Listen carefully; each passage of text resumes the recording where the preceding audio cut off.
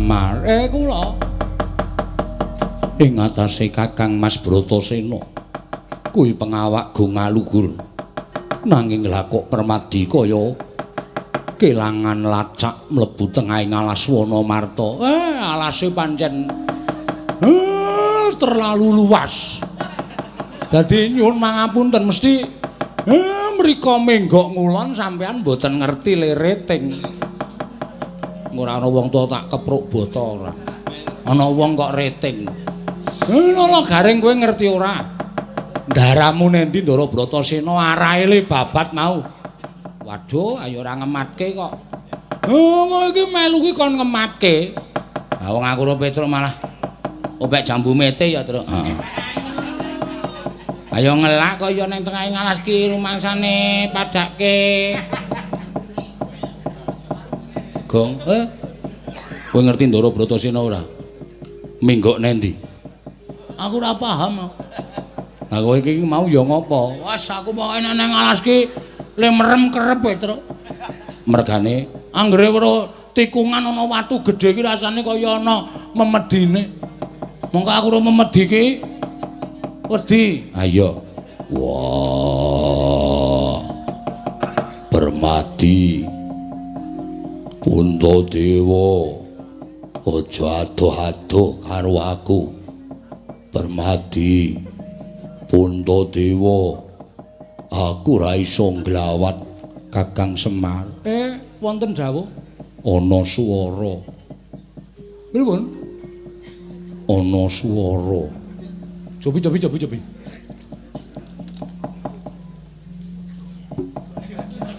Kayak ngopo tangan.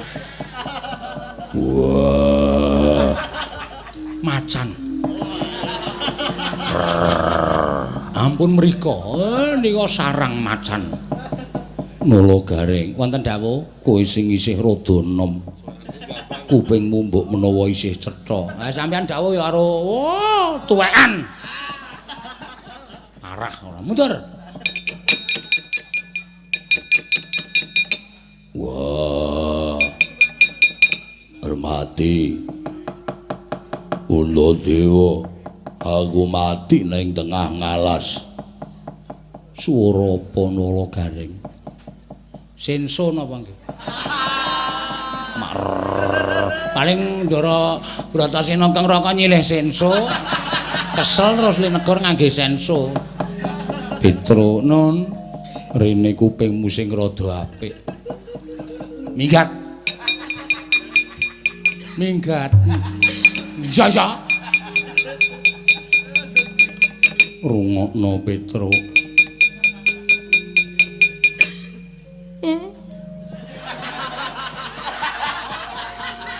Sekegrika Ndara. Ora. Unine piye? Maktut ngoten. Sik tak goleki sing areng guyu sapa iki sing areng guyu. Ayo. Cengelmu. Kowe ora ganggu iki lagi ngrungokke swara. Patut-patut. Kok kan jambu mete. Permadi. Aku tulungono. Puntadewa. Aku tulungono. Mboten nonton niku. Minggat. Urung dikon, Gong, urung dikon. Mesti aku terakhir kok. Oh iya. Minggat. Nek ora aku wis ora. Wah, Permadi. Puntadewa. Aku tulungono. Oh, goleki Sarmadi. Oh, Sarmadi. Iki kurang dawa. Ngoten niku. Sampeyan ra jijik napa kena idu kula? Lambe kok dobok-obok. Kowe iki wong sing ngeyel dhewe ning nek ora ana kowe rasane cemplang. Betul. Rungokno, rada cedhak kono. Wah. Permadi. Puntadewa aku ora iso ambegan. Terus? Dilokno kae kok ora bali-bali kok. Ngandel ora. Ngapae? Kowe iki ngrungokke swara kok micek tetengok nang ngisor wit. Silir. Sudah krungu ora? Urung. Aku iki mung micek wae ora turu kok dipeng-pengke ora. Wah, Permati aku tulungono Puntadewa. Aduh, ketiwasan Raden.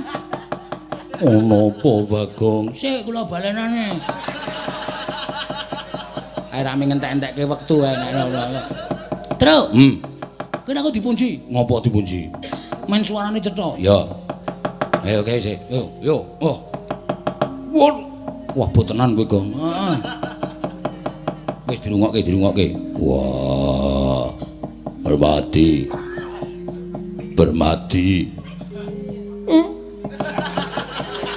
Kowe ora kurang ajar ngono iki. Dipunji kakane kok ngentut iki lho.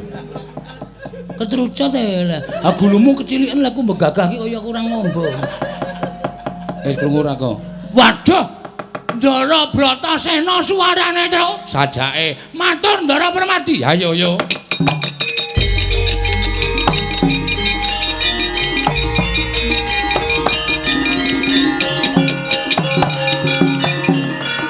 Matur Ndara Permati cetha Waldata wela-wela. Menawi ingkang sambat-sambat menika mboten sanes kejawi namung ingkang raka. Kakang Mas. Nggih, Kakang Mas. Sing Kakang Mas aku wae. Kowe ora usah nembut Kakang. Kakang Mas Bratasena. Kakang Mas kena ngapa? Mboten ngerti kok. Waduh, Permati. Puntadewa aku tulungono, aku ora iso ambegan. Ngoten niku asmane kumat saja. Sapa sing kena asmane? Ndara Bratasena. Ndara Bratasena iki bendaramu kuwi sehat wal afiat.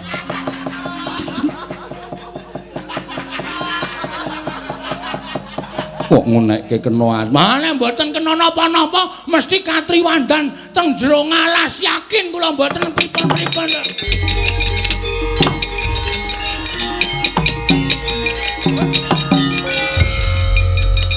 Ndara Bratasena nek ora ditulungi ngrekoso reng. Ayo do mangkat ora. Wah, iki nek ora marani Ndara Bratasena. Iso entek-entekan iki ora. Alhamdulillah. Iso gawe senenging dulur-dulurku. Tak terima-terimake ora masalah. Iya. Titekno.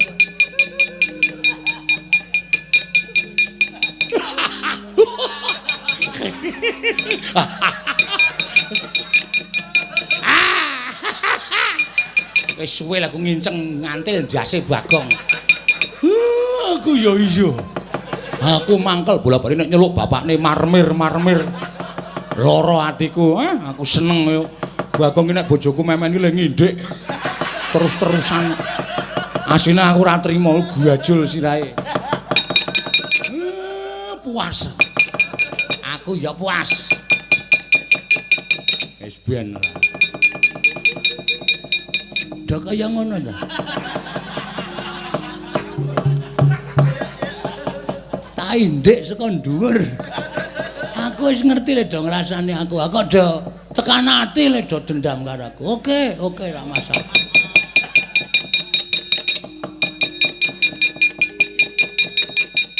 Ora tak paeka tuman wae.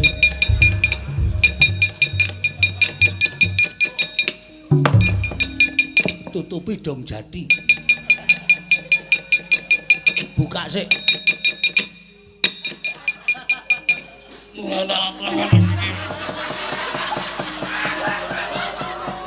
Toman wae.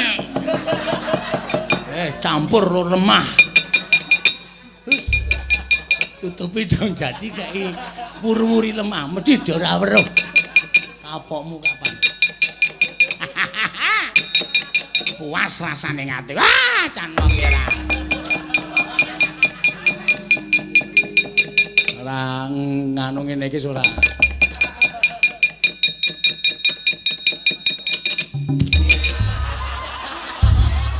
Hei.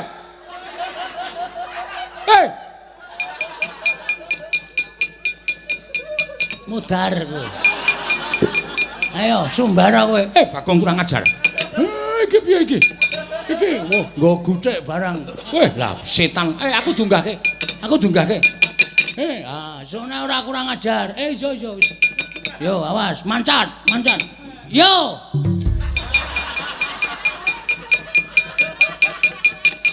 Minggir mancat pinggir. Yo. Aduh. Wah, keneng dhewe aku. Ayo, mangkat yo. Sing gawe jugangan sapa? Aku. Kok kowe gawe jugangan nganu ngapusi bapakne? Ngopo gajul aku? Lho, aku ora sengaja. Ora sengaja apa? Niru ndara kok. Kowe ngomong maksudnya gajul aku kok. Weh. Ayo. Semar kecemplung dhewe aku.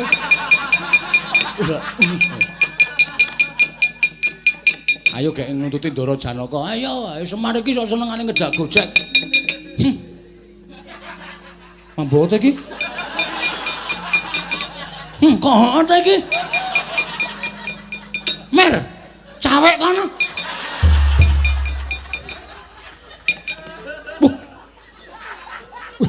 Aku penyakitan po ya. Ora krasa kok dadi metu dhewe. Dar. Kowe to kok. Tak apusi nang jugangan kae to. Oh, kowe gawe jugangan po? Heeh. Endi? Kae kono. Wo, lah ngisore tok kono. Eman karang aku sok ora susale kono. Weh, gak.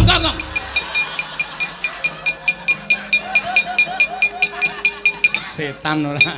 Untung aku dhuwur. Waduh, lah tak wisuh iki.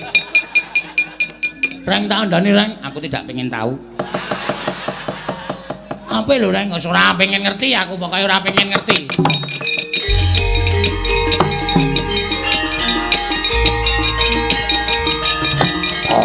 Wah.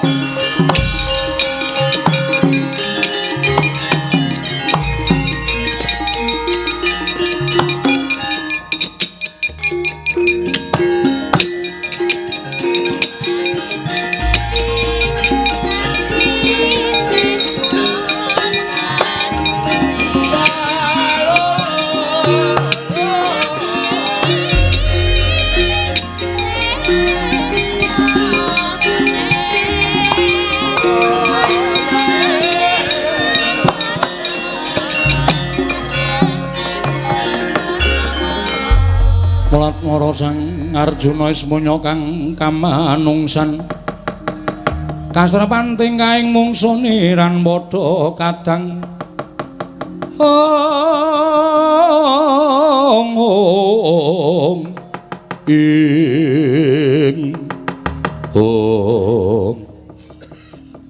Nuwun sewu sampun kejoting penggalih Raden kula ingkang merpeki dhateng jengandika Raden ana sawijining brahmana yaksa ingkang merpeki kelawan lakuning permati. Nggih, dipun tepangaken kula menika brahmana saking pertapan sumur gumuling dene kula menika bangsanipun jim namung kula madheg pandhita.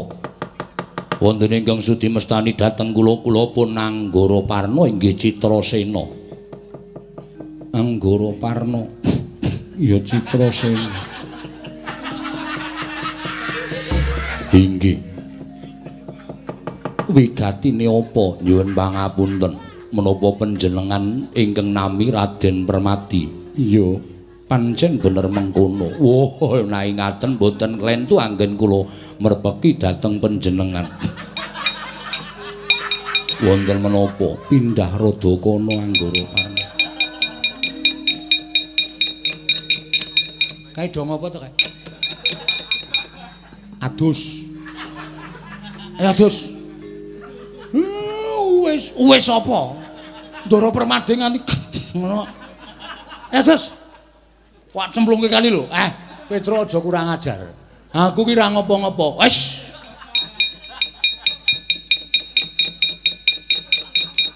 Yuk mandi yuk. Ayo.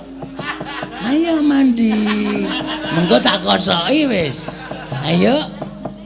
Oh iki edan. Karo wong tuwa nggo dolanan. Mambu lho mer asli aku aja cedak-cedak kowe. Gilani tenan.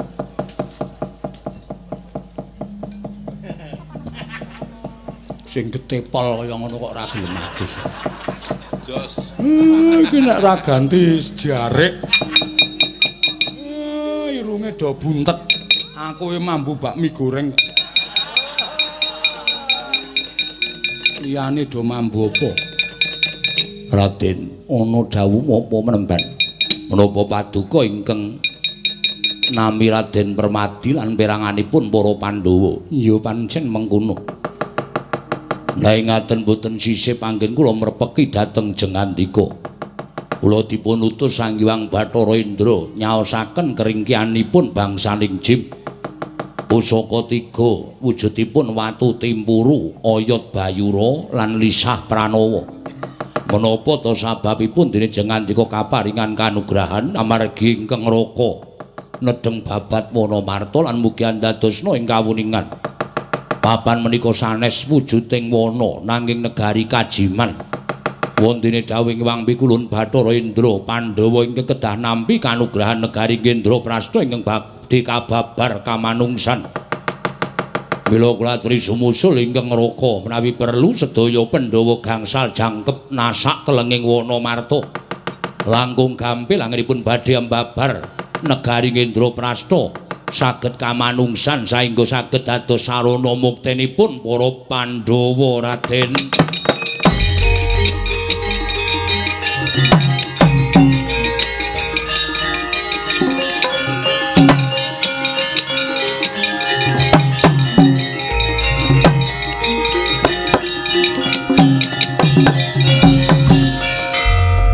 Menika wujudipun watu timpuru. Wujudipun lisah pranawa lan oyot bayura. Watu timpuru menika menawi dipun sawataken bangsaning Jim saged lebur tumpur tanpa dadi. Oyot bayura menawi dipun sabetaken bangsaning Jim saged lumpuh boten gadhahi kekiyatan. Wondene lisah pranawa menawi dipun usapaken wonten ing netra saged nyumurupi sedaya bangsaning Jim Raden. Yen to pancen kaya mengkono penemban tak tampa. Sepisan malih kula nyuwun Pandhawa jangkep gangsal kedah ngrencangi Raden Bratasena anggenipun babat Wonomarta supados enggal gampil ngasoraken bangsaning Jim. Yen to pancen mengkono aku nedha nrimo banget penemban. Apa ingkang wis mbok ngendikake bakal ndak lakoni. Nggih, kula ingkang badhe ngawat-awati Jengandika Raden saking Dirgantara Raden. Oh.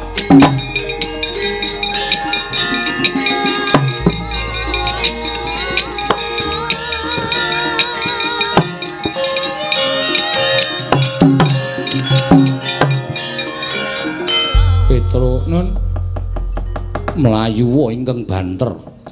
Kakang Mas Puntadewa ingkang mapan ana ing pepungkuran gendongen tindak mrene klebu adiku Pinten Tangsen. Gendongen tindak mrene Petro. Saniki iya. Sebabe ana wigati ingkang bakal ndaturake Kakang Mas. Oh nggih. Ngestaken dawuh. Nyuwun pamit dinten sak mangke bidal. Iya, Petro Panakawan. Rikat ngawon gitu lho. Iya, Panakawan. Nggih, ngestaken dawuh.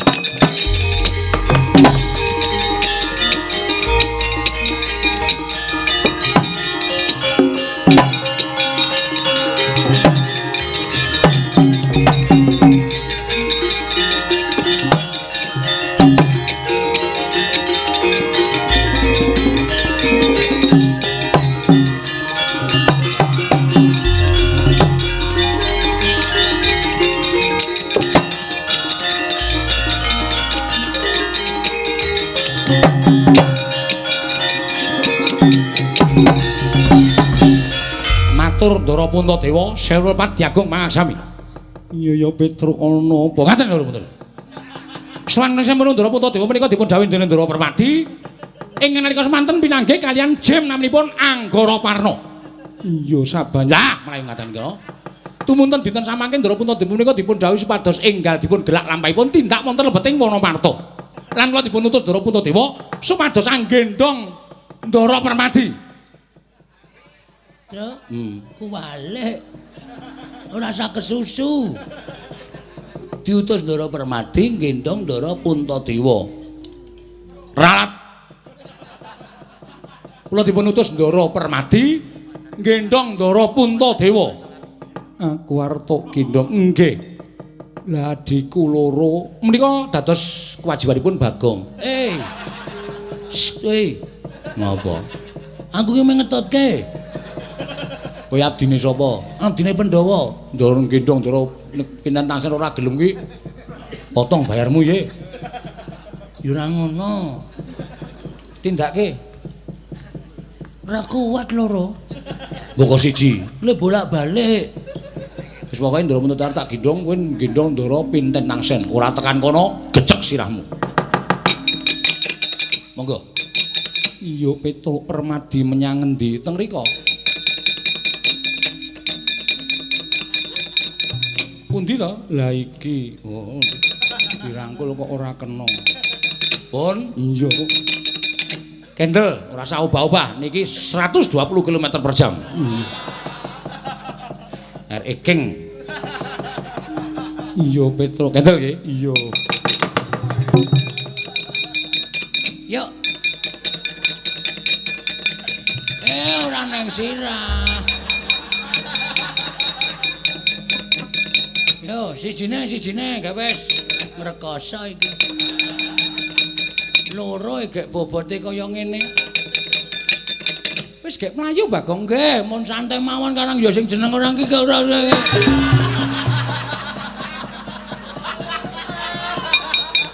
Wah, ngrekoso yo. Yo. Waduh. Wis alon-alon mawon. Mengko ketinggalan Kakang Mas, ketinggalan mboten napa-napa.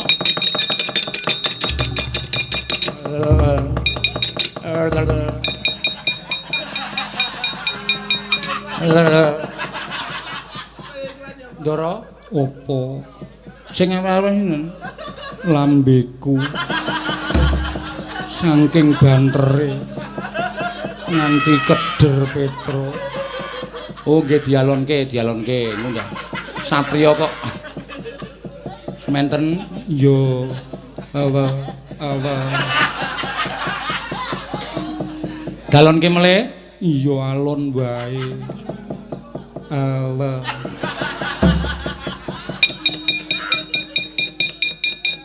Tak madhep rono Petruk. Cangkemku kena angin. Keder kabeh. Wau sampean limapan yo ora njur madhep rono kok ya.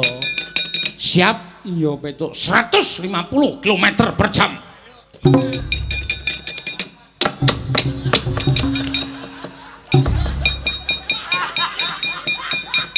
Aku wegah nek carane ngene iki.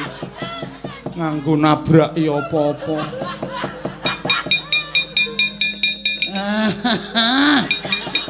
Iki ora maju-maju. Abot ngarep. Wis kendel teng mriki. Ngrekoso tenan.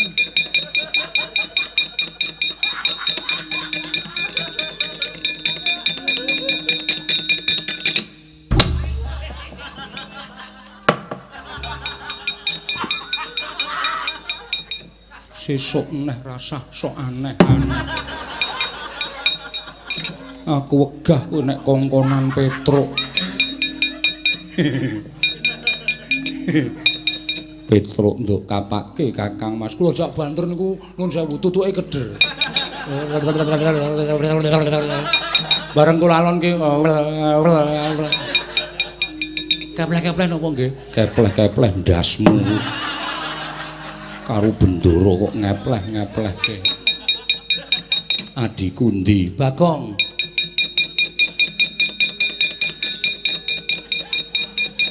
Mandap.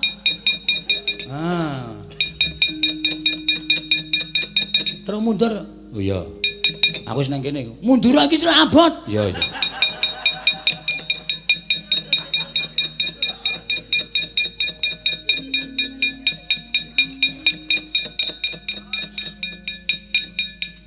Endi, Gong? Semaput. Semaput kok omong. Aku tahu wis semaput omong. Aku harus semaput. Wis biur. Semblung kali ya, Kang. Edan. Kakang Mas, opo Yayi? Dawing Jimanggara Parna kinen bidal. Sedaya Pandhawa jangkep wonten ing Wonomarta. Yen to pancen mengkono ayo Yayi digelak lakune monggo kula dherekaken Kakang.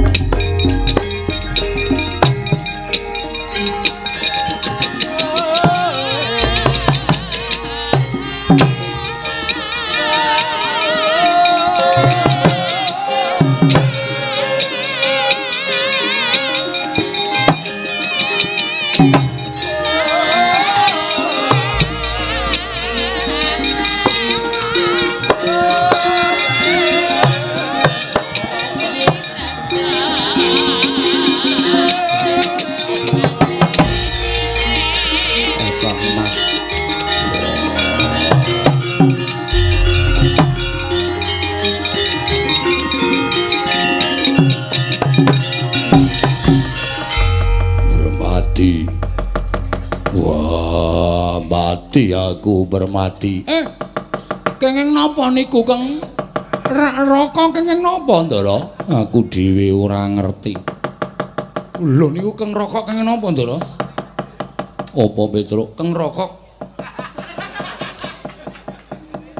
Petruk iki pancen nek njaluk apa-apa kok bahasane wangun. Wah, Petruk. Nun. Awakku kena kaya ngene iki nek dienggo nglawat. Aku pengen budidaya metu saya kenceng, saya kenceng. Kenapa ya, Gong? Ngerti aku. Gus, apa Petruk? Pangandikaning Begawan Anggara Parna dibuktekke. Buktine sranane apa? Lho, oyot Bayura digunakake. Sabet oyot Bayura. Iya, Panakawan.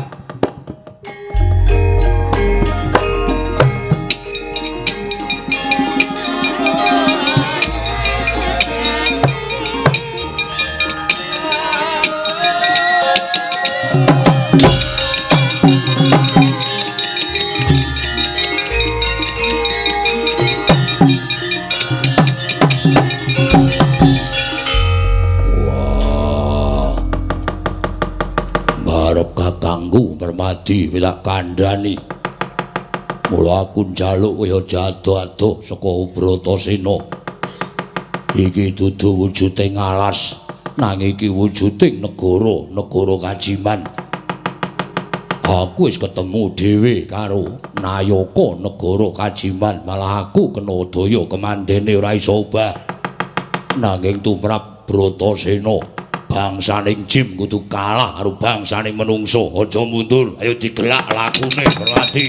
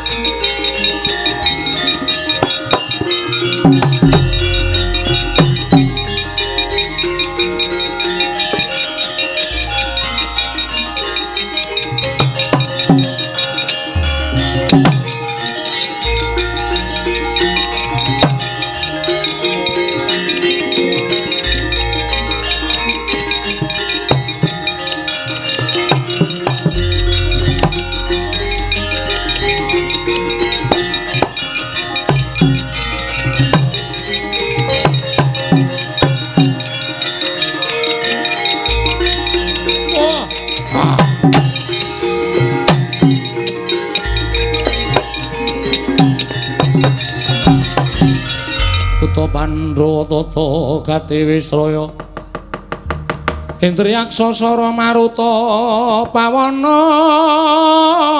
Bana Margana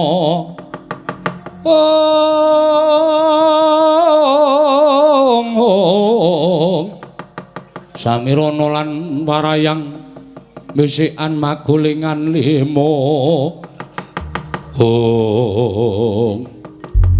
Patih sapu jagat sowan ana ing abyantaraning Sunana wigati apa? Nuwun sewu sinuwun.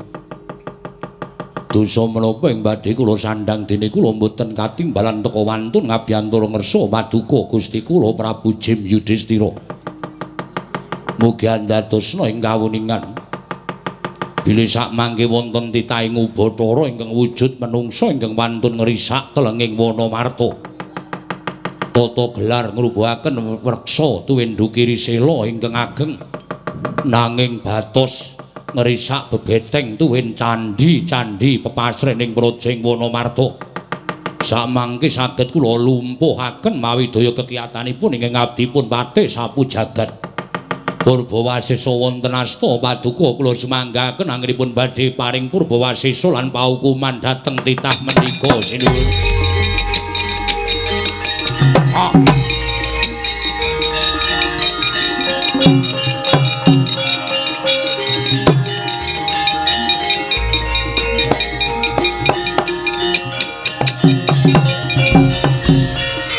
Dandun Wacana Yudhistira kakang kuwi Danang Jaya wonten timbalaning Adawa Tripala Dama Granti wonten timbalan Koko Prabu iya wonten timbalan Koko Prabu ana titah ingkang mulang sarak wani nerajang marang wewaler iki bumi kamardikaning bangsaning Jim teka ana titah wujuding menungsa ingkang wantun wani ngrusak marang pepasrening negara ing Indraprastha wis umuk nyawane kepingin tinju marang kayiwanganing Bathara Yama Dipati. Ayo Yayi digelak lakune menungsa kudu pinatrapan pidana sak traju sak bobot kelawan keluputane Yayi.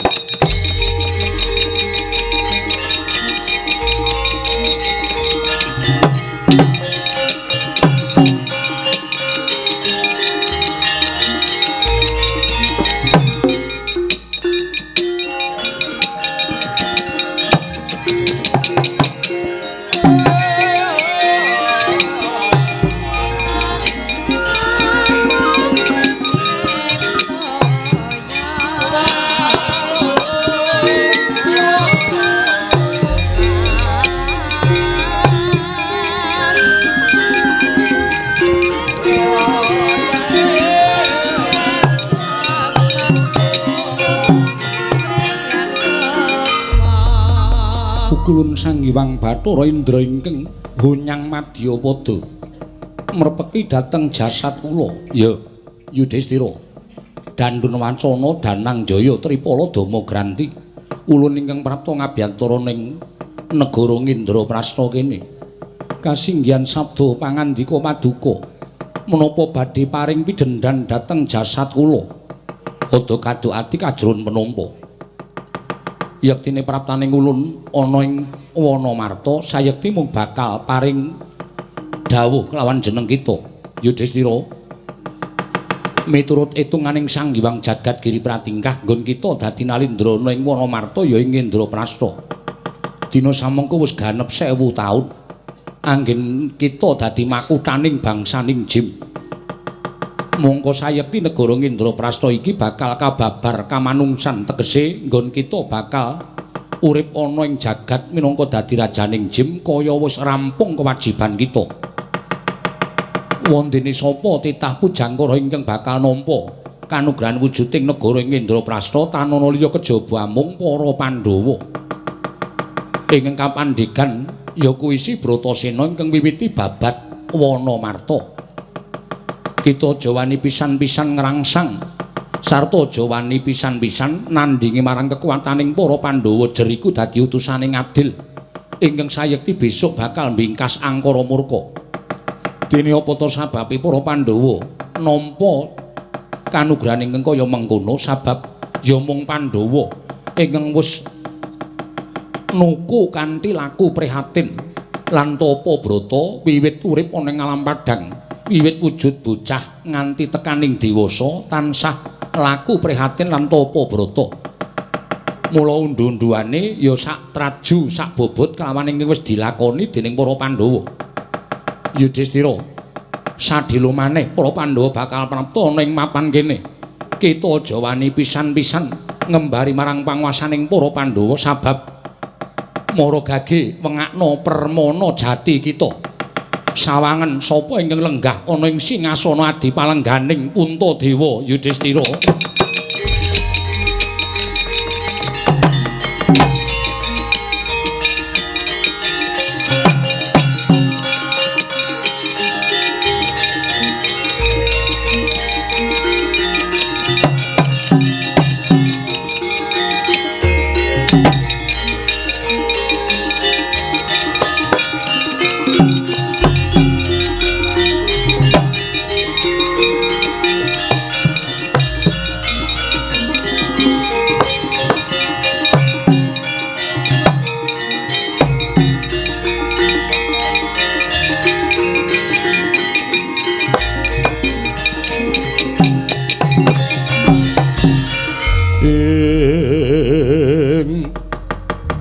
Katriku mulung mangrempak ing wadya karsa kurore kagiri-giri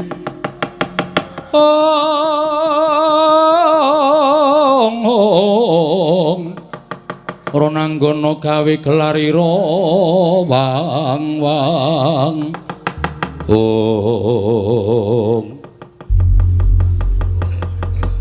Bratasena ana wewujudan ingkang ndak pespadake Catkarton Catora. Mbok menawa iki bangsaning jim ing mapan wonten telenging Wanamarta. Padha karo wujudan sing nalika semono. Nani bani arwaku wujuding daya kemanden. Wah, sawang Catkarton Catora. Nuwun sewu sinuwun. Dipun tepangaken kula menika pun Yudhistira.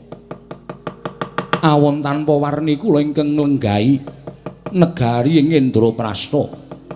Menika kadang kula sekawan inggih menika pun Dandun Wacana, Danangjaya, Tripala Dama Granti. Apa sababe jeneng-jeneng sira nyembah kelawan aku? Jernyatane sira kuwi wujuding Nalendra. Kula nyuwun pangapunten. Panjenengan jalma wantah utawi titaing Bathara dene kula bangsaning jim. Derajatipun inggil menungsa tinimbanipun bangsaning jim mila nadyan kula Nalendra kula kedah ngetingalaken unggah-ungguh tuwin tata krami kula dhateng bangsaning titahing Bathara kados jengandika Raden Puntadewa tur malih leres ngendikanipun Sang Hyang Bathara Indra teka wonten satunggiling jawata ingkang lenggah angemongi dhateng jengandika Raden Puntadewa tanana wonten sanes kejawi namung Sang Hyang Bathara Darma. Pukulun sak mangke kula namung pasrah bongkokan. Menawi paduka pukulun sak kadang badhe njabel negari Indraprastha, kula caosaken tangan kula kekalih. Namung mugi andadosna ing kawuningan negari ing Indraprastha menika pinirang dados gangsal cacahipun. Ingkang wonten tengah piyambak menika winastan Praja Ngamarta. Wonten ingkang wonten iring kilen menika winastan kasatriyan nunggul pawenang ya ing Jodipati menika papanipun kadang kula pun Dandun Wacana. Ingkang iring ler menika winastan kasatriyan Madukara menika papanipun kadang kula pun Danangjaya. Ingkang wetan tuwin kidul menika wonten kalih kasatriyan Sawu Jajar tuwin Bumira Tawu. Menika bapanipun Tripala Dama Granti wonten ingkang tengah menika kedaton ingkang winastan negari Amarta. Menika papan kula anggen kula lenggah dampar negari Ngamarta Kanjeng Raden Puntadewa. Mila sakmangke menawi jengandika badhe njabel negari menika dados panguwasipun para Pandhawa kula namung sakdermi nglampahi. Kula titip negari Indraprastha monggo kinarya mukti jengandika sakadang. Kula asalipun saking geni badhe wangsul wonten ing geni malih sinuwun.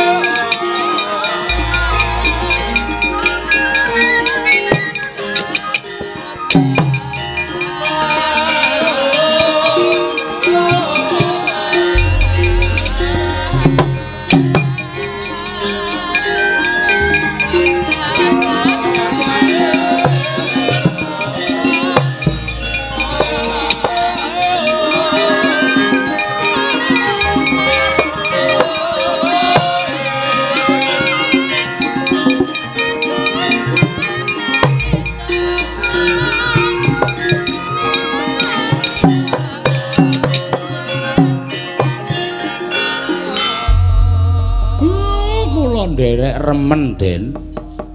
Kula nderek remen. Dikandara pun pikantuk kanugrahan.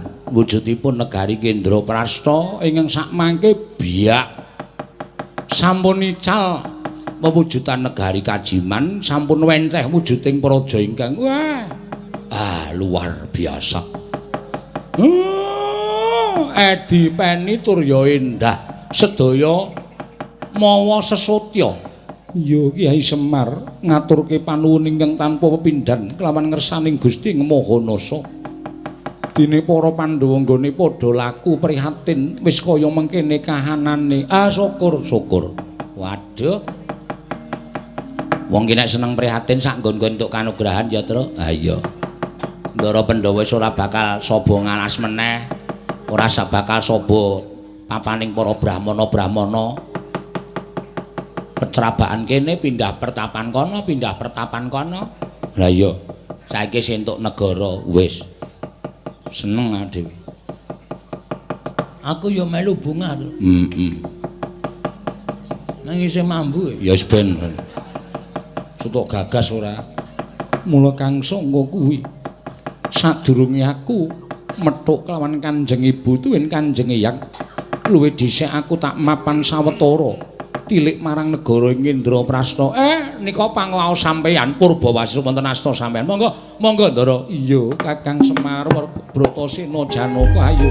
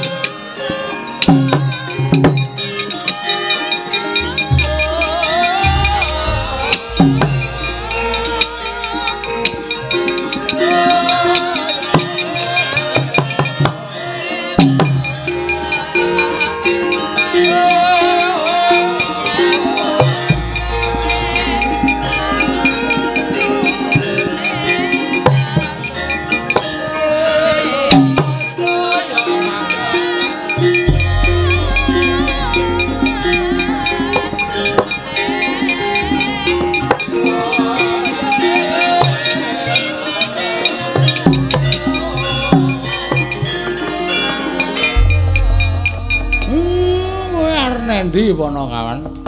Arep neng kene apa arep nderekke ndaramu mlebu ning negara Kendraprasta? Ayo wis wancine jam 2 ayo. Gara-gara sik, Pak. Weh, aku melu. Rasah. Ora cilaka nek melu Tru, asli Semar ki ora tau gelem diumpani. Heeh. Dhewe gawe lelucon Semar diumpani ngono mesti dijeglongi dhewe. Rasah, wis rasah ben golek rombongan dhewe. Engko aku sing gampang-gampang wae. Ora usah sing angel-angel.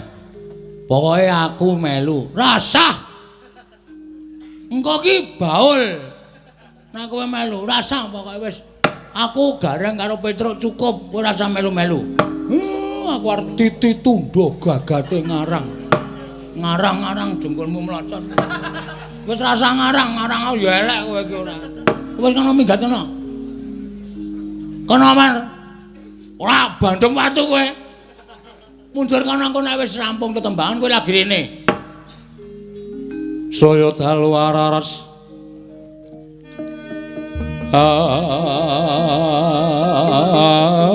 Abyor sorot lintang kang kumedhap.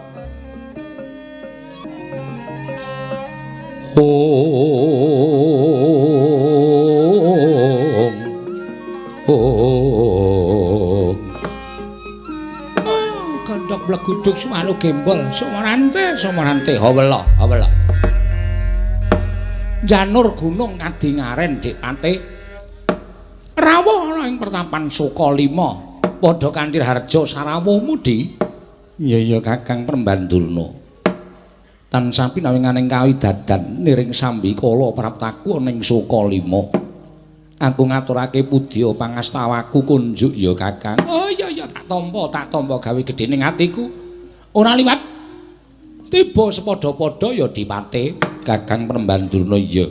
Ana apa? Lah kok dadi Janur gunung kadingaren temen. sowan utawa rawuh ning pertapan Sukalima. Minangka dadi pengawak ing Nalindra ing Ngastina diutus dening anak Prabu Duryudana. Lho, diutus dening anak Prabu Ngastina? Iya pancen mengkono. Apa aku nandhang keluputan? Apa aku bakal nampa ganjaran yen to pancen aku bakal nandhang keluputan dosa apa ingkang bakal ndak sandang lan keluputan ning Durna mapan ana ing ngendi? Nanging yen to aku bakal nampa bebungah lelabuhan apa sing wis tak tindakake Dipate? Ora ngono Kakang, aja katuk arti kadron penampa. Yektine aku diutus dening Sinuwun Prabu Ngastina mau nanjihake babagan Kakang Premban Durna. Babagan sing kepiye? Sampeyan kuwi le suwita ana ing negara Ngastina, lingeyup ana ing pepadaning Sinuwun Ngastina kuwi lahir batin apa ora? Kok sik to? Lah kok dadi tembungmu kaya ngono? Lah kok dadi ana pengendikane Adipati sing paring dawuh, nggonku suwita marang nata ing Ngastina kuwi lahir batin apa ora? Kuwi mangku surasa sing kepiye to, Di? Kakang Durna, piye Dipati? Panjenengane anak Prabu Ngastina kuwatir anggone sampeyan tansah cecaketan kalawan Raden Bratasena. Monggo jejering sampeyan kuwi minangka dadi guru. Turta siswamu kuwi ora ming Pandhawa tok. Kurawa ya dadi siswamu, Pandhawa ya dadi siswamu. Nanging kok le ketok timen nggon nira mban cindhe mban siladan. Yen Pandhawa mbok mban cindhe, yen Kurawa dimban siladan. Katon banget nggonmu pilih kasih. Ketitik pendak-pendak Kurawa ndenangi dhewe. Bratasena tansah sowan ana ing Sukalima, mongko ngungkurke sangganing para sata Kurawa. Bratasena mbok rangkul, Bratasena mbok kemuli, mbok cedhaki banget-banget nggonmu ngiyas marang para sata Kurawa. Lelakon ingkang kaya mengkono mau ndadekake kuwatir penggaling anak Prabu Duryudana, mula aku diutus nanjake kelawan Kakang Penemban Durna. Janjane piye adeking guru ing Ngastina? Jane piye adeking Brahmana ing Ngastina iki mau? Apa pancen lahir batin apa ora? Malah ngendikaning anak Prabu Ngastina yen pancen Kakang Penemban Durna kuwi tetep bakal caket kelawan Raden Bratasena. Nuwun sewu lho Kakang, kula mingaturke dawuhing nata Ngastina. Kakang Penemban Durna ora dikeparengake lenggah ana ing pertapan Sukalima lan kudu lunga saka pertapan Sukalima merga Kakang duweni keluputan tansah caket kelawan si Bratasena. Monggo sampeyan ngerti dhewe. Pandhawa kuwi dadi kliliping anak Prabu Ngastina. Pendak-pendak anak Prabu Duryudana tansah ngupaya piye supaya Pandhawa tekaning pati. Ning kok malah kowe sajake gegering marang penggali ing nata ing Ngastina, Kakang Premban Durna. Nyatlangening kalanjuan aklar andan moncar.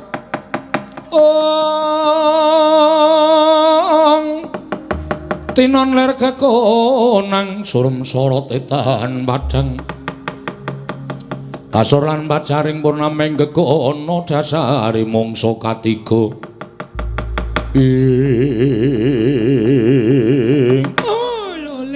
lole kentos walu gembol monyar-monyar duk ning dungkul wana dadi alas dadi wana ya aku ngerti apa dadi kersaning anak Prabu Duryudana panjenengane Tidak nggonku suwita marang ngersaning anak Prabu Duryudana. Nggonku caket kelawan para Pandhawa utamane si Bratasena. Di aja kleru petung kelawan Begawan Durna. Tetep aku ngrungkepi marang prasetyaning atiku. Aku suwita marang negara Ngastina. Terus kersane anak Prabu Duryudana aku wis tanggap, aku wis ngerti. Yen kowe durung percaya karo Begawan Durna, oh iki mengko taun-taunen kahanan ingkang bakal tumadi. Leng-lengeng driya mangungkung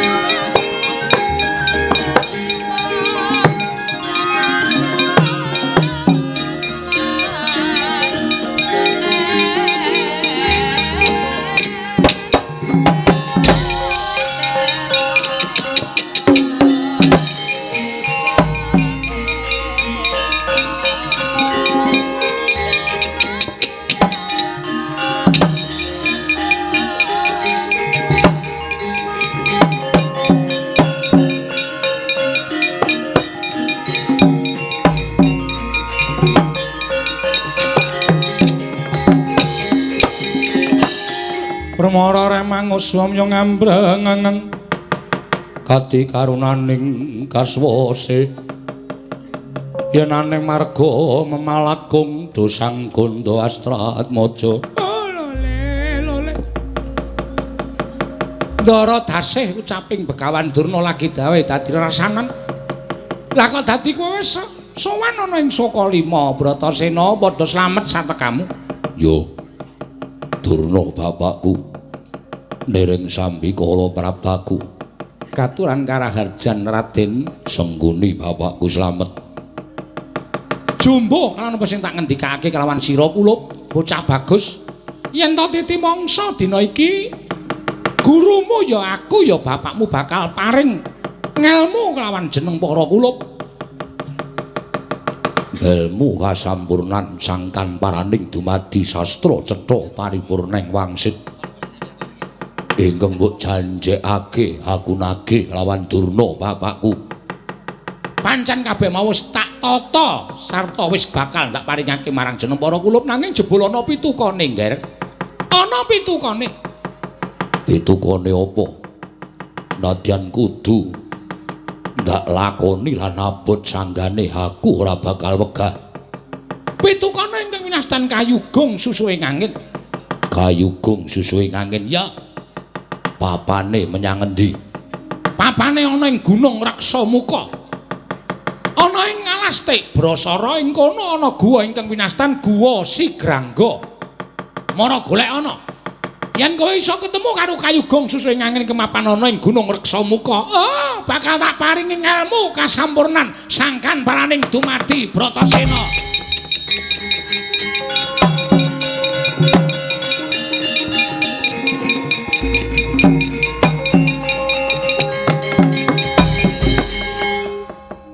Prastawa dawuh timbalaning Durna bapakku. Dina iki Glelanana aku njaluk pamit munggah ana ing Gunung Raksamuka. Ana ing Guwa Sigrangga. Penerih ana ing Alastik Brasara. Baliku ana ing Sokalima ngaturake kayugung susuing angin. Sur Titi ngati-ati duga-duga dikawa ya Werkudara Bratasena anakku cah bagus. Mangancur lakune angin gugur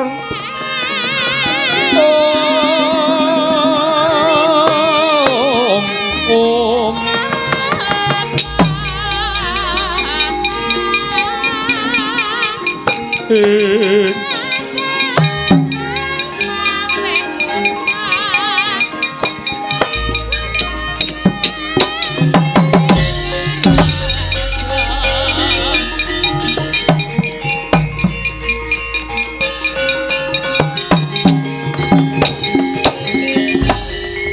ketok banget sampeyan ora maelu ananing Patih Sengkuni sing weruh dhewe kalawan kahanan niki Kakang Prembanduna mangke to Dik Patih ampun kesusu nyalahke kalih kula mengko dhisik aja kesusu luput karo Begawan Durna nyatane sampeyan iso nuduhke napa sing dijaluk kalian pun Bratasena niku tegese sampeyan ora lahir batin nggone nyengkuyung marang anak Prabu Duryudana nuwun sewu nggih Dik.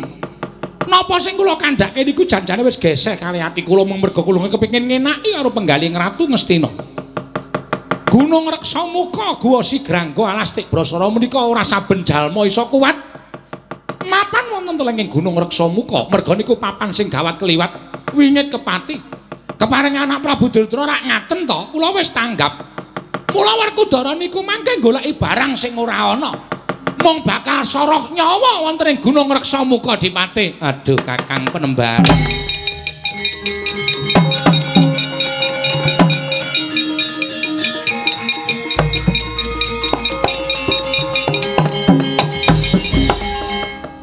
Mula nek ora ngerti ki aja sok nesu dhisik. Ora sak penake dhewe. Kula niki wis manut nadyan geseh karo jiwa kabrahmanan kula ning tetep kudu nglakoni. Merga kula ngrumangsani kula urip wonten ing sandhap pepadanipun anak Prabu Duryudana. Kakang Prembanduna. Kula ngaturke panuwun nek ngoten ditonton mawon. Muga-muga napa sing dadi penjangkane anak Prabu Duryudana kasembadan nadan kudu lumantar Begawan Durna. Nadan kudu kula ngregeti marang kasutapan kula Dipati. Kakang Penemban nggih, Kakang Penemban. Andhita kang kryawan sepindha kumbang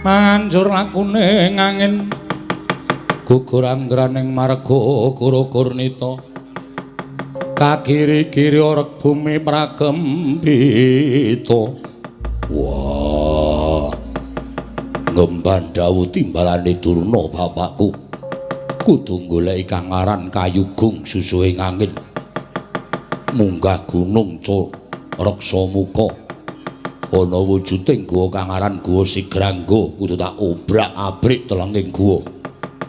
Sapa sing dadi pepalanging Bratasena rawir-awirantas malang-malang bakal tak utung.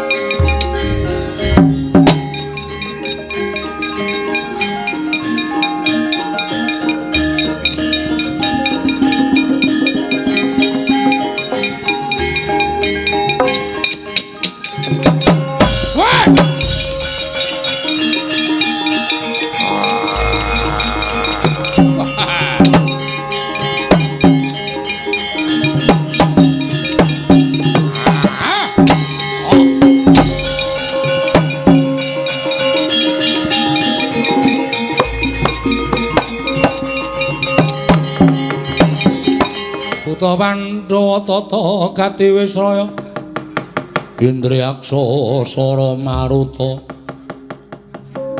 Pawana-bana Margana Samirana lan Warayang Iladal gumarubuk jabaning guwa bareng aku metu saka njron guwa ora panglingana menungsa sing sara pati kepasang yugya katuju ing inu dene pirang-pirang sasi aku ramangan wujuding satu kewan aja kok wujud kidang menjangan nadyan kethek wae ora ana wregul wae kaya wis ilang saka alas kene lha kok dadi ana pangan teka endi Kakang Rukmukala apa Kakang Rukmuka ana wujuding satriya sing sara pati monggo pirang-pirang sasi kowe karo aku ora mangan iki mbok menawa dadi pangane awake dhewe wah dalah aja melu-melu tak tandangane monggo yen tekaning pati daginge didum wong loro Kakang Rukmuka iya Yayi Rukmukala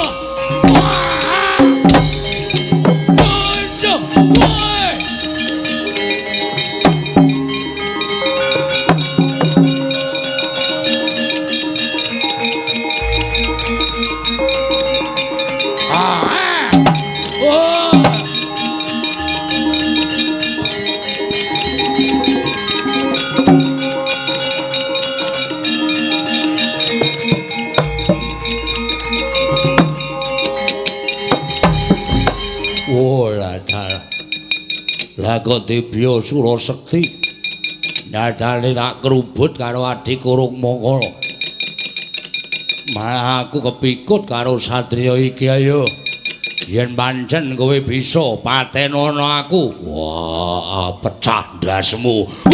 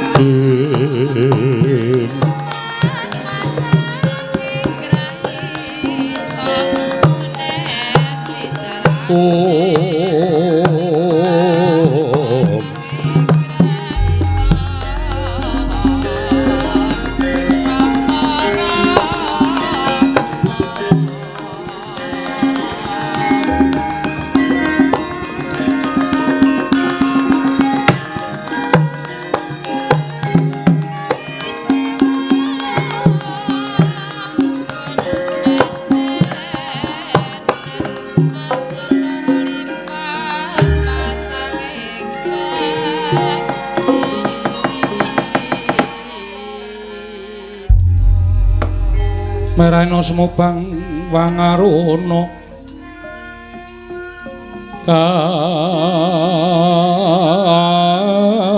kadinetraning uga rapuh sadaning kokila ring kanikara saketer om kene dongane engkong lir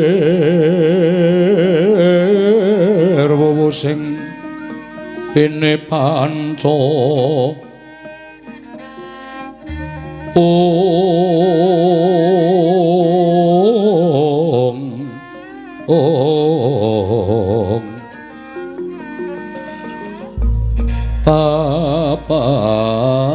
toking ayam wono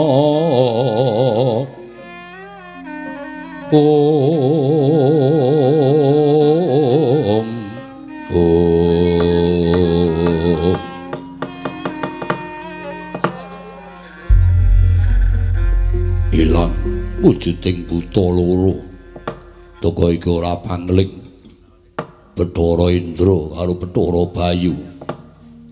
Wilahing Mastuna Sidam sekaring bawana langgeng Bratasena. Apan ulun ingkang mimba yaksa awit duk nalika semana kena sating Sang Hyang Jagat Giri Pratingkah. Saka keluputan ulun kelawan Kakang Bathara Bayu wekasan ulun sinabda dadi wujuding yaksa. Nanging gandeng jeneng kita ingkang wis bisa ngruwat kelawan kahanan ulun kelawan Kakang Bathara Bayu. Ulun nedha nrima ingkang tanpa upama ya mung putu ulun Bratasena ingkang biksa mberat kelawan welaking jawata ingkang wis ulun tampa. Ya malah ulun bakal nyuwun mriksa apa ta darunane jeneng kita prapta ana ing telenging wana Tikbrasara ana ing gunung Reksamuka.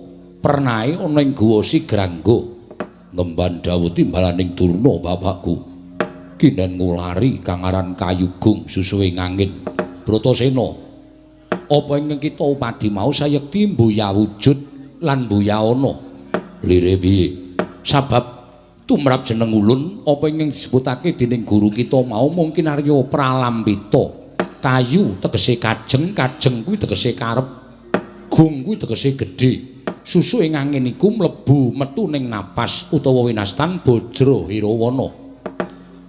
Mula kang dingendikake dening gurumu Begawan Durna mau sayekti mung mapan ana ing diri kita pribadi. Nggon kita adrem kepingin duwene wujuding kawruh kasampurnan. Ya kuwi sangkan paraning dumadi sastra cetha parupurna mangsit.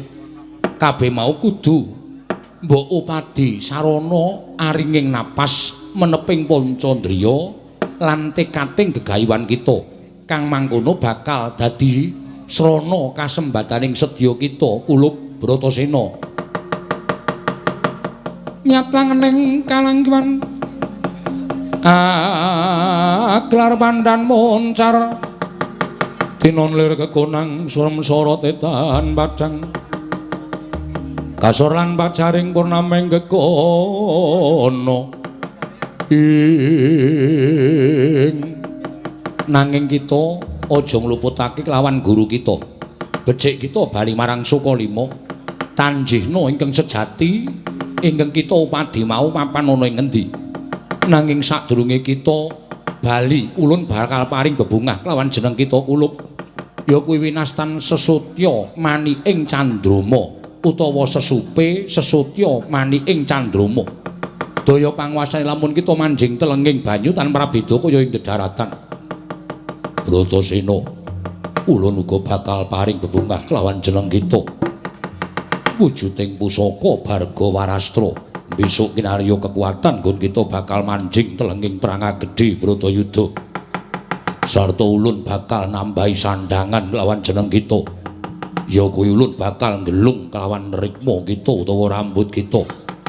Kang aran gelung Minangkara dadi sarana panunggalaning kelawan Sang Adipati Bratasena.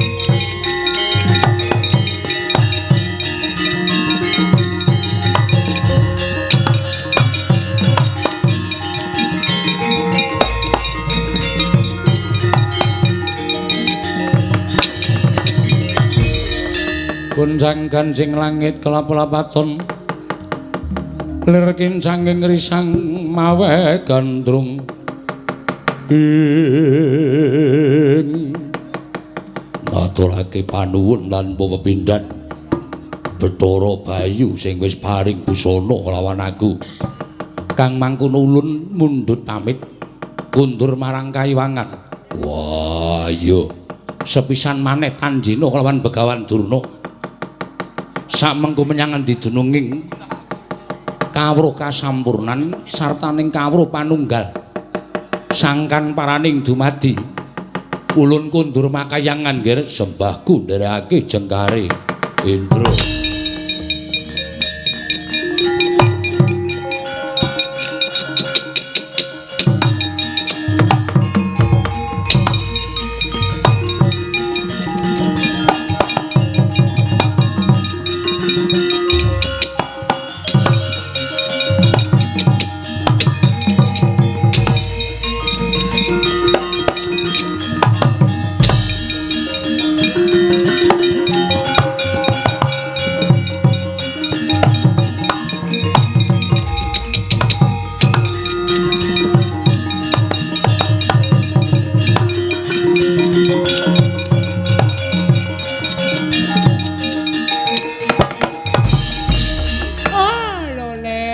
Bratasena kowe kena ngapa kok tekamu glundung-glundung ora karo-karuan.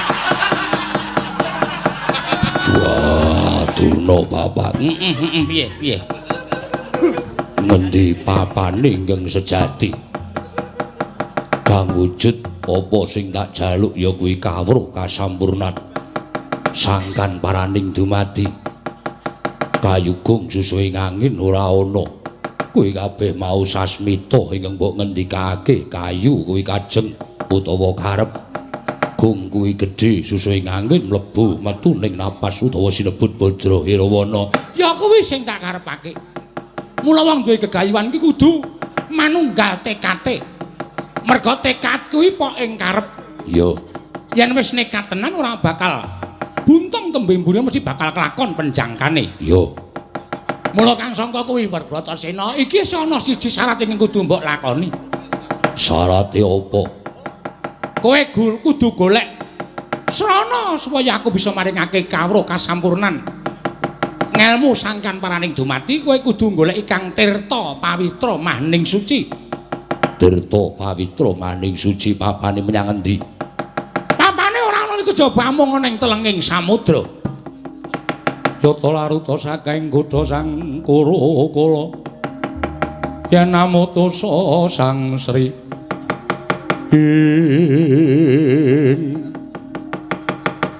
segara ngendi ingkang kudu tak cemplungi manut karo lenging ciptamu yen lenging ciptamu segara kidul ya kudu nyemplung segara kidul yen lenging ciptamu segara lor kowe kudu nyemplung segara lor mantengno pangestimu ngendi ingkang bakal mbok cemplungi ya kono ingkang bakal ketemu karo kang dadi syarat srana nggon entuk wahyu kasampurnan kang aran Tirta Pawitra Maning Suci. Jaluk pamit Durna bapakku.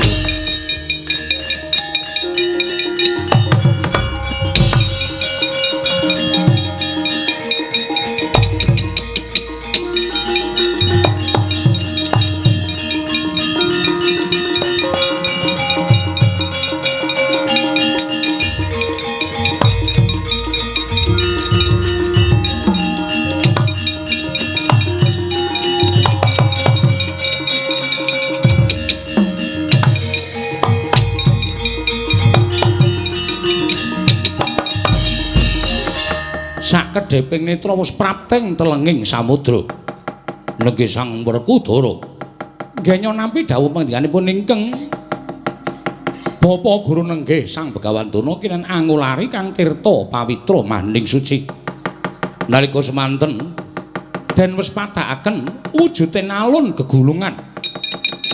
Parandening mangke Sang Bratasena datan darbiraos miris ing cipta ami lalu lampus diri. Kalamun datan saged pinanggih kalahan ingkang den ulari Kang winastan Tirta Pawitra Maning Suci. Jancut taliwondo cancut araning cecincing taliwondo cecawet ning setake sabuk bandange ya jumangkah lon-lonan gebyor telenging samudra Sang Werkudara wau.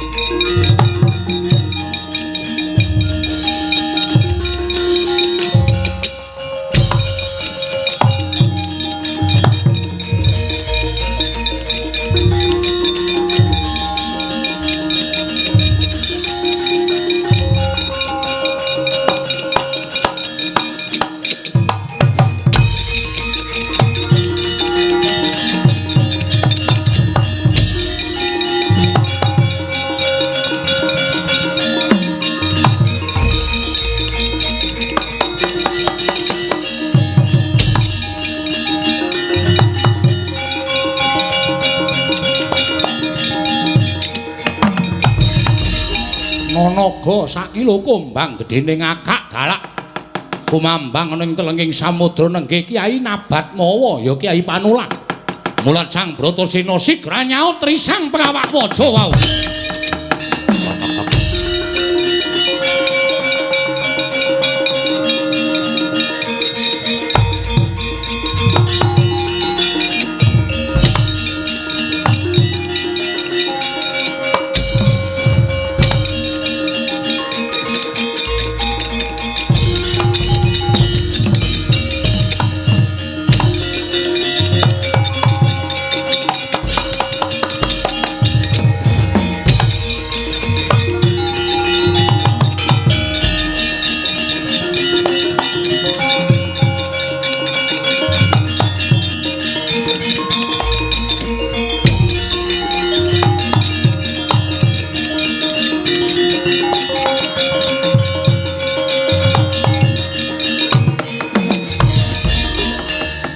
Kyai Nabat Mawa nalika semanten wis amulet anggane ngrisang Werkudara wiwit saka pasundulan nganti jejempol suku pinulet-pulet ngantos datan katawis wujuding Sang Bratasena ya Sang Werkudara wondene tutuking naga anyokot wentising ngrisang Werkudara nalika semanten saya gempung penggaling Sang Werkudara Kyai Nabat Mawa nggih anyokot wentising Sang Werkudara ing pengajap arsa denelih wonten ing jejongga supados enggal tekaning pati. Parandene saka rusaning pambenggang suwek cangkeme naga.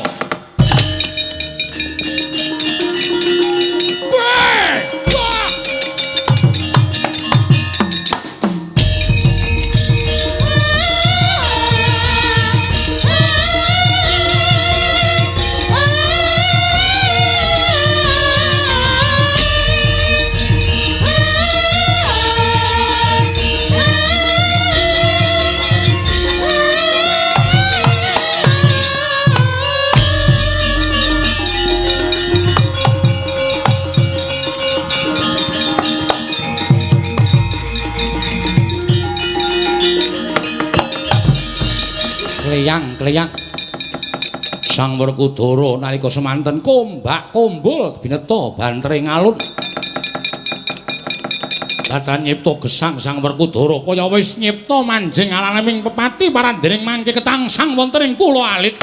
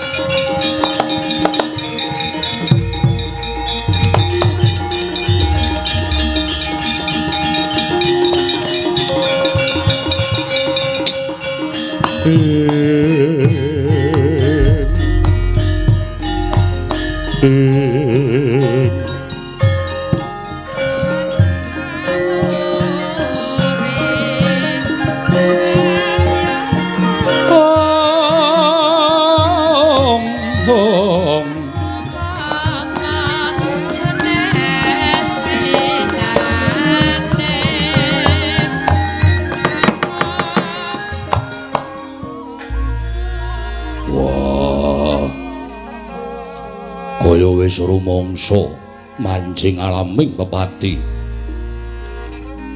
nanging bareng ora mbak tingkemake netraku kaya ketangsang ana wujuding pulo cilik ingkang sarwa indah edi kelawan peni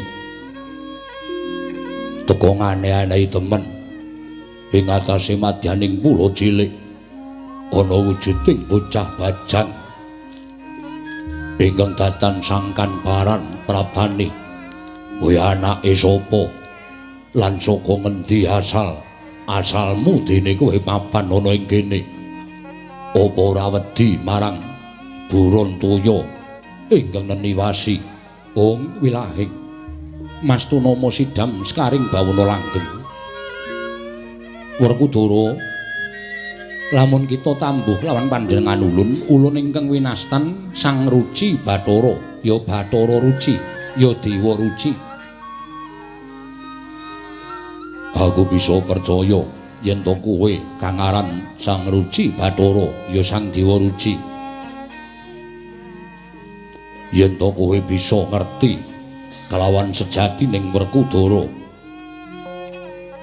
apa ingkang kita takokake bakal ulun paring wangsulan kelawan jeneng kita.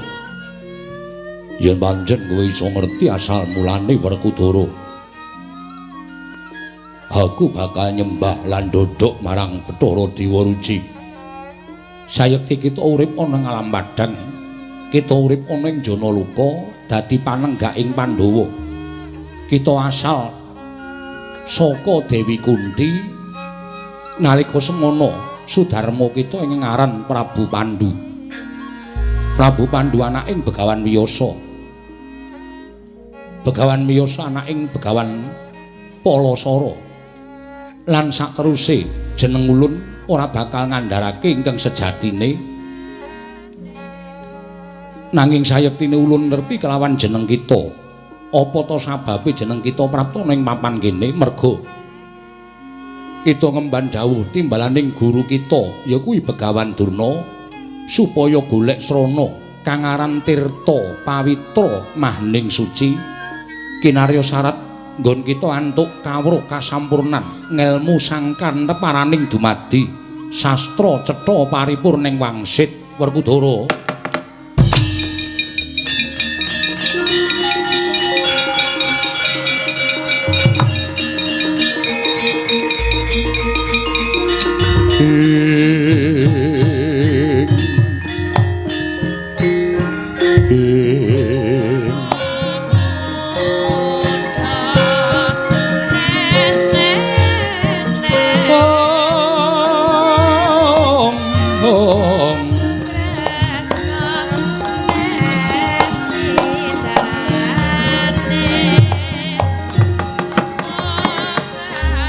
Boten kinten babar pisan bilih paduka pukulun ingkang sayekti ingkang pewisik Sang Hyang Ruci Bathara Werkudara wonten paring adhawuh pukulun. Ana sebutaning para pinter kaki-kaki padha nyebutake aja manganggo kelawan lamun durung ngerti carane nganggo, aja memangan yen to durung ngerti rasane ingkang bakal mbok pangan, aja lelungan yen to durung ngerti papan ingkang mbok tinuju. Inggih. Kula namung badhe nyuwun dawuh wonten pundi anggen kula badhe angupadi kang wujuding tirta pawitra mahning suci. Yektine mboya ana nanging kita aja gelo. Apa ingkang kita upadi sayekti mapan ning panjenengan ulun. Nanging sranane kita kudu manjing ana ing guwa garba ulun. Ulun kula ageng sak perbata siwi ngibaratipun paduka namung sak jejenthik. Menawa iki badhe kasempatan kula mlebet wonten ing guwa garba paduka pukulun. Gedhe ndi kita lan jagat. Sayekti jagat gedhe lan jagat cilik wis kinandhut ana ing guwa garba ulun. Werkudara manjinga ana ing talingan ulun ingkang sisih kiwa. Kita bakal ketemu kalan ingkang mbok upadi Bratasena.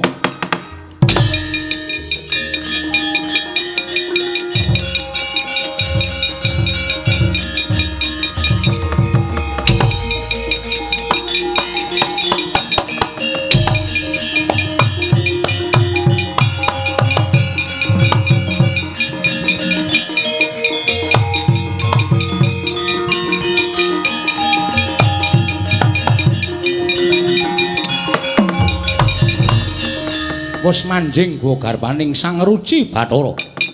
Nalika semanten Purwa Madya Wusana wis datan karempit binejang dening Sang Ruci Bathara. Satemah cumeplong penggaling Sang Werkudara. Kaya entuk nur cahya, nur kuwasaning Gusti Ngakarya jagat. Ngelmu kasampurnan sangkan paraning Brumadya cinakup dening Sang Werkudara wau.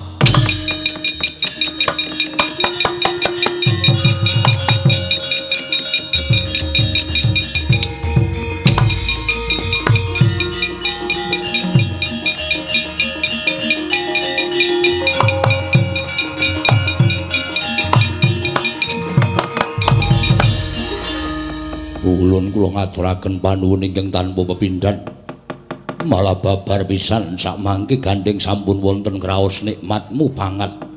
Wonten ing manah kula mboten badhe purun wangsul wonten ing jagat Werkudara. Isih akeh kewajiban kita.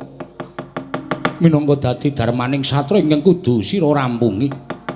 Lamun kita mapan ana ing kene sayekti kita bakal kebak dedusan merga kita sing larak lawan jiwaning kasatriyan. Mara gage metuwa saka telenging Jaladri mesakno kelawan guru kita Begawan Durna ingkang ngantu-antu kelawan Praptanira kula Bratasena. Nggih, nyuwun pamit Pukulun.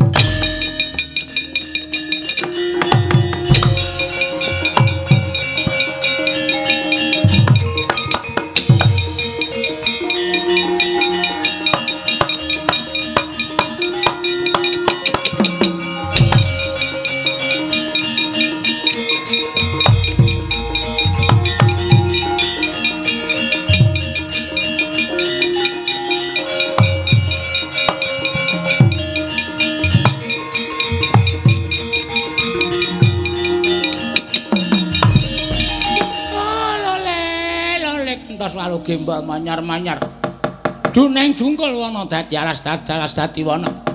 Janaka ora percaya karo aku nganti dheweke ngunus curiga mewahe mentol karo Begawan Durna. Oh Janaka aja dianggep Begawan Durna ki wong loro saudon telu saurupan.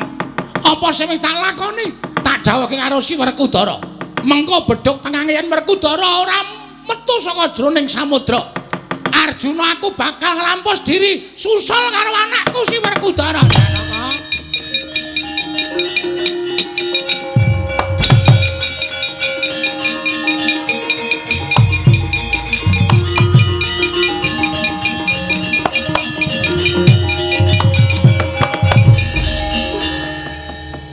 Werkudara? Iya. Mewahe aku nyemplung. Wah, iya. Mergo aku mbelani karo kowe cah bagus. Piye entuk gawe apa ora? Aku wis ketemu karo dewaku. Sapa dewamu? Sang Ruci Bathara. Ingkang paring ngelmu kawruh kasampurnan sangkan paraning dumadi sastra cetha paripurning wangsit. Loh, gelis temen? Iya. Apa ora ana wejangane? Wah, kabeh wis diringkes dileboko ning sanubari. Edian. Sanubari kok kudune nganggo apa jenenge wujuding golek kencana ngono kae warna abang, biru lan putih lan sak piturute. Wah, wektune nyesek. Syukur. Purwa Madya Wusana wis kelakon Werkudara, muga-muga kabeh mau dak migunani tumraping uripmu ya ngger anakku cah bagus. Yo.